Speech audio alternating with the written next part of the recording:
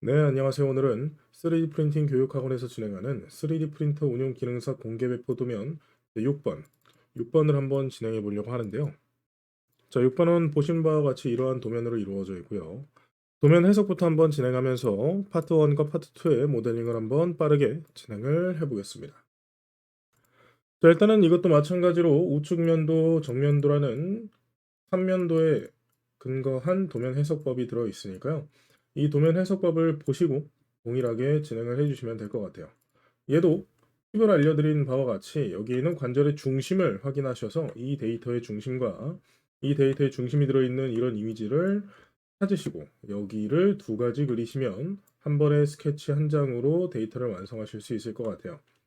자, 이 데이터도 마찬가지로 그렇게 진행을 할 거니까 한번 천천히 진행을 해보도록 하겠습니다. 자, 일단은 이 데이터에 이 스케치를 한번 빠르게 그려보도록 하죠. 정면도니까 세워진 스케치면 아무 데나 상관없으니까요. 여기를 잘 잡아주신 다음 스케치를 진행하시고 데이터의 제일 큰 원과 제일 작은 원의 데이터가 슬롯으로 이루어졌다는 걸 확인하실 수 있기 때문에 빠르게 한번 슬롯으로 두 개를 그려보도록 할게요.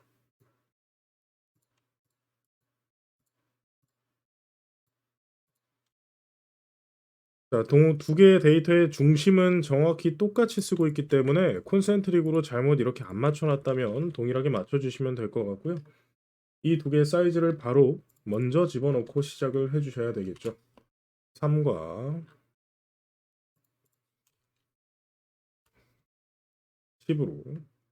그리고 여기 중심의 사이의 거리가 7로 그대로 들어있기 때문에 빠르게 데이터 하나를 잡아주시면 될 것 같고요. 나머지는 라인으로 바로 연결만 하면 거의 기본 스케치가 벌써 끝나는 느낌으로 완료가 되겠네요.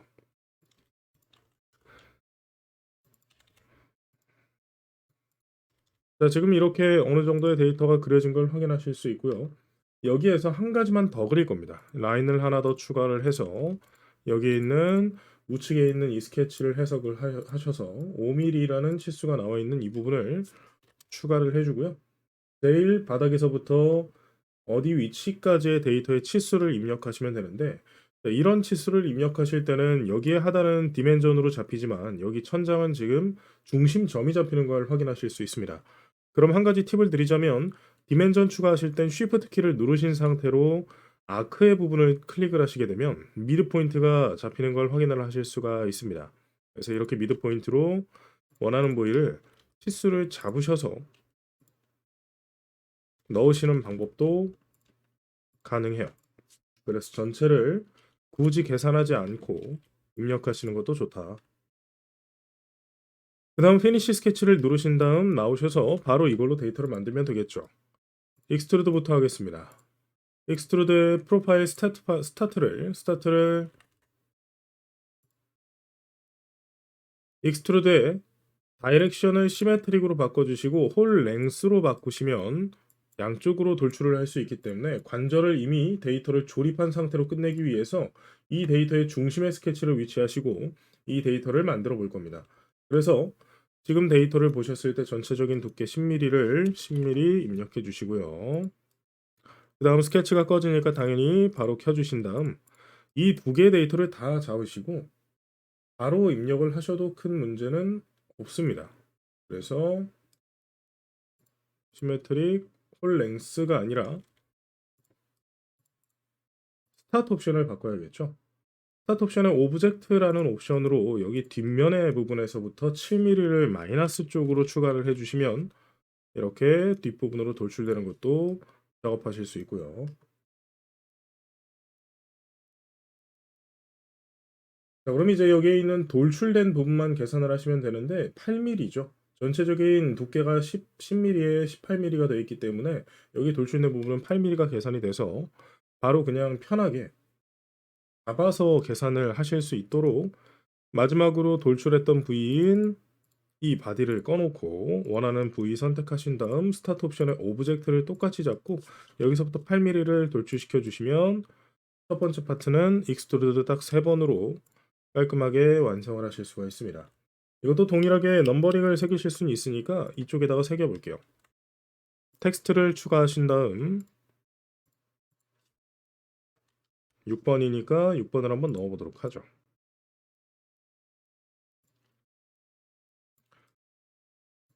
계속해서 말씀드리지만 텍스트를 삽입하실 때는 정확하게 이 텍스트를 잡으셔야지만 제대로 들어간다는 걸 잊지 않으시면 좋을 것 같습니다. 자, 그러면 이제 파트 1이 완성이 되셨으니까 곧바로 파트 2를 한번 만들어 보도록 할게요. 동일한 관절의 중심축이 있는 부위를 잡으신 다음 이번에는 이 데이터를 빠르게 한번 그려보면 되겠죠.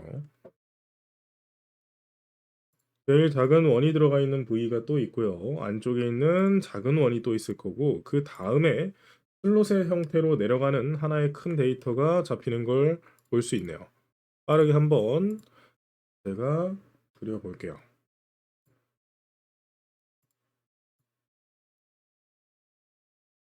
스케치를 그리실 때는 눈을 말씀드리지만 대충 그리신 다음 나중에 잡으셔도 충분히 잡을 수 있기 때문에 그 부분을 꼭 잊지 않고 작업을 해주시면 좋을 것 같습니다.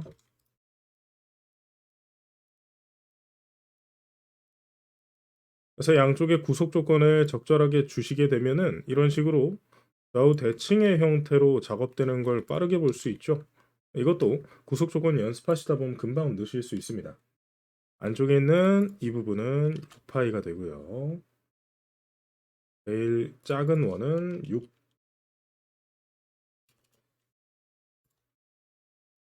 제일 작은 원이 아니라 이쪽에 있네요. 안쪽에 있는 원의 지름과 제일 큰 지름이 이쪽에 나오니까 14로 제일 큰 거를 잡으실 수 있고 그 제일 작은 원에 대한 사이즈는 계산을 하셔야 되는데 상단에 있는 이 데이터의 지름을 계산하시는 거기 때문에 5가 되겠네요. 저거보단 작아야 안쪽으로 들어가겠죠. 자, 그리고 밑에 있는 데이터로 다시 돌아온 다음 중심에서부터 제일 끝까지의 길이 값이 나와 있기 때문에 여기에 있는 이 센터부터 제일 밑까지의 길이를 먼저 한번 잡아주도록 하고요. 나머지 부위가 이런 식으로 이상하게 변형이 되겠지만은 전혀 문제 없습니다. 이런 식으로 직접 움직이셔서 소리를 또 하실 수 있기 때문에 디멘전으로 천천히 작업을 해주시면 큰 무리는 없다는 거.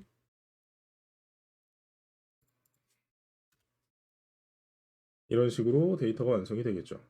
자, 그리고 모서리 부분에 필렛이 들어가 있는데 이 필렛 같은 경우에는 지금 지시가 없기 때문에 라운드를 확인하신 다음 지시 없는 부위에 필렛도 체크를 해주시면 더 좋습니다.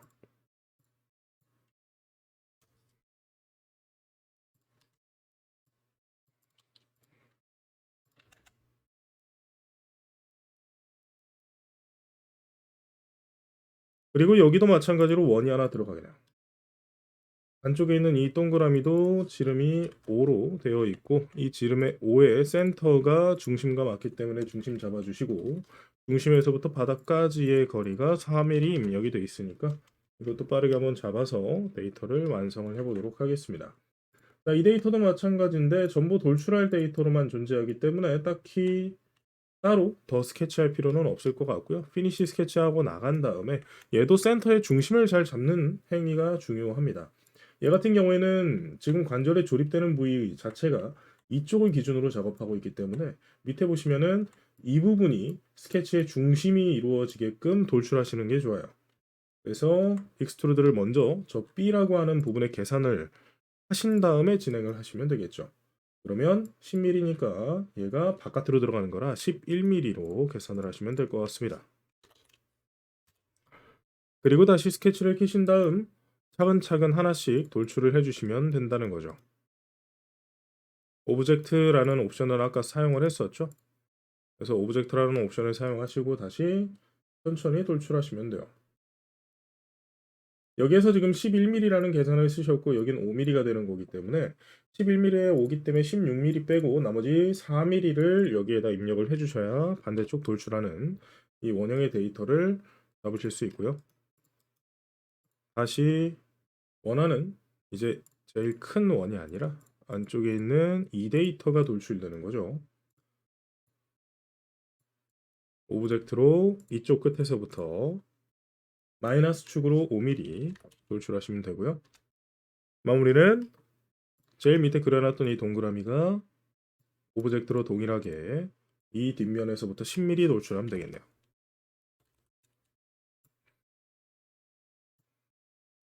파트 2도 이와 같이 상당히 빠르게 작업을 완료할 수 있다라는 것을 인지하시면 되고요.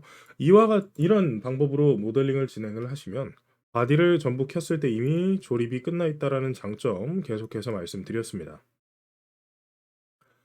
자, 이렇게 완성을 하셨으니까 조립을 진행을 해야겠죠. 왼쪽에 바디 폴더에 마우스 오른쪽 클릭하시고 Create Components from Body로 데이터에 바디를 만들어 주시고요.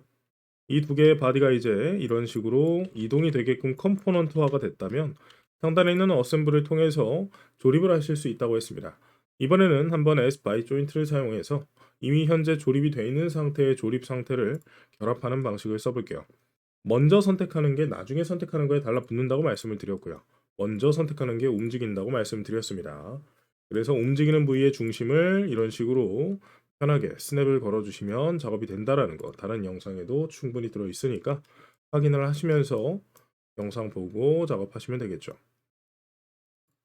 자, 이 상태로 어느 정도 조립이 끝난 데이터들은 직접적으로 움직이고 싶으시면 말씀드렸습니다. 왼쪽에 컴포넌트를 땅에 고정시키는 과정을 거치시면은 이런 식으로 데이터의 움직임을 내 마음대로 볼 수 있다라는 것도 말씀을 드리긴 했어요. 자, 일단은 이런 식으로 조립이 완료되신 다음 형태를 일단 도면과 동일하게 배치하시는 것도 전혀 문제 없습니다. 이 상태로 저장을 하시면 가장 좋기 때문에 이 상태로 저장하는 거 다시 한번 해볼게요. 이 상태로 익스포트에 들어가신 다음 자, 익스포트는 상단의 파일에 들어가셔도 되고 아니면 이 컴포넌트 자체를 사용하셔도 된다고 말씀을 드렸었어요. 익스포트에서 이번에는 06번이니까 네임드는 제 수험 번호라고 치고 06번으로 한번 작업을 해볼 거고요.